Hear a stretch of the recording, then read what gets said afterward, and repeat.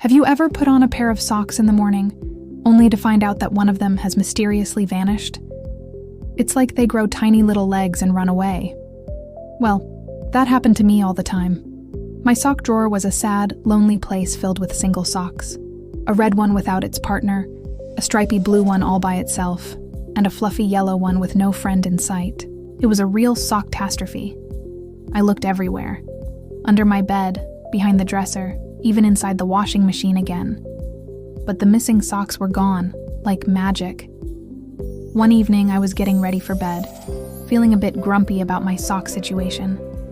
I had to wear 2 different socks to school that day, and it just felt weird. As I flopped onto my bed, I heard something. It was a tiny sound, like a little hiccup or a soft giggle. Giggle? I sat up straight. Who was giggling? My room was empty.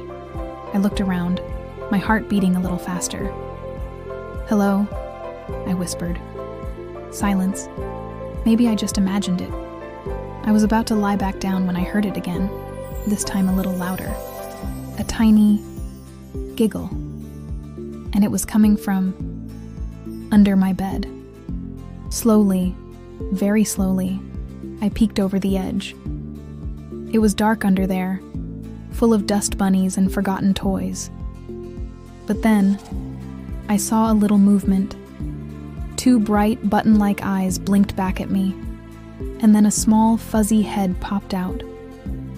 It was a creature unlike anything I had ever seen before. It was small and round, made entirely of colorful, mismatched socks. It had one googly eye made from a button and a fluffy tail made from a fuzzy pink sock. It looked at me, tilted its socky head, and let out another little giggle. I was so surprised, I didn't even scream. I just stared. "Who? What are you?" I finally managed to ask. The little creature wiggled its nose, which was made from the toe of a tiny baby sock. "I'm a sock monster, of course," it said in a squeaky, cheerful voice. A talking sock monster. This was way cooler than finding a missing toy. "A sock monster," I repeated.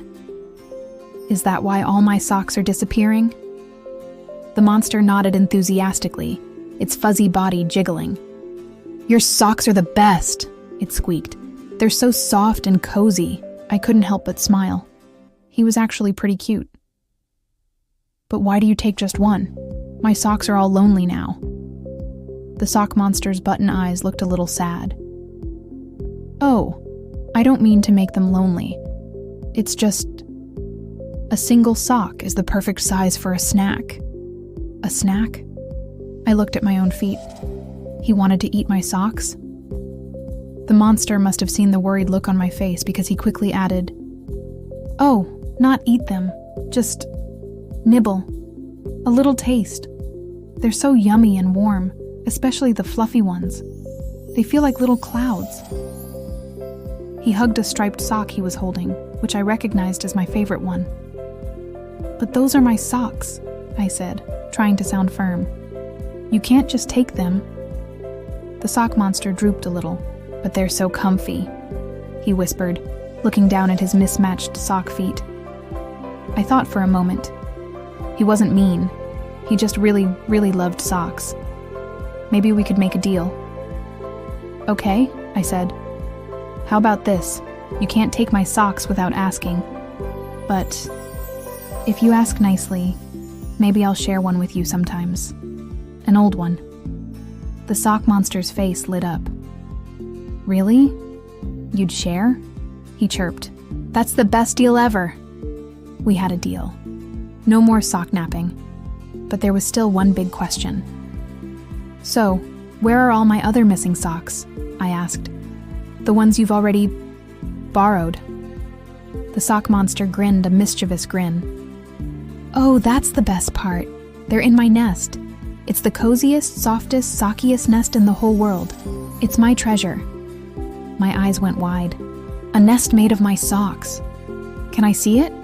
I asked, suddenly very excited. A treasure hunt. This was turning into the best night ever. The sock monster nodded. "Of course, but it's hidden very, very well. You'll have to follow me on an adventure." And so, my quest began. The sock monster, whose name I learned was Pip, scurried out from under the bed and led the way. First, he squeezed behind my tall bookshelf. I had to get on my hands and knees to follow, crawling through a jungle of dust bunnies. Then, we tiptoed past the laundry basket, which Pip called the Great Smelly Mountain. He told me to be very quiet so we wouldn't wake the sleeping shirt dragon, which was really just my dad snoring from the other room. We squeezed through a tiny gap behind my toy chest, a place I never even knew existed. Finally, Pip stopped in front of a small, loose floorboard tucked away in the corner of my closet. "We're here," he whispered excitedly. He used his little sock hands to lift the edge of the board, and there it was. It was incredible. A soft, colorful nest woven together from dozens and dozens of socks.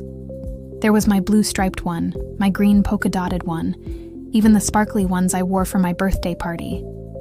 They were all there, snuggled together in the coziest-looking pile I'd ever seen. It wasn't just a nest. It was a masterpiece of sock art. I reached in and picked up a familiar yellow sock. It was so strange to see it again after all this time.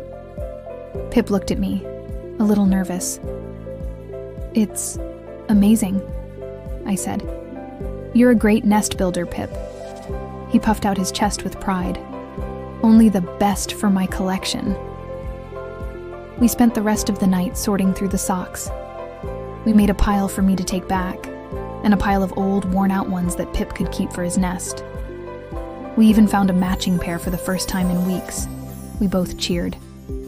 From that day on, my sock drawer was never lonely again, and every now and then I'd leave an old holy sock under my bed for Pip.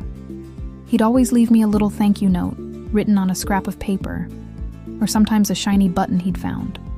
Having a sock monster for a friend is the best. He's funny, he's cozy, and he taught me that even a lost sock can lead to a brand new adventure. So next time you lose a sock, don't be sad. Just peek under your bed. You never know who you might find. Thanks for listening to my story. See you next time.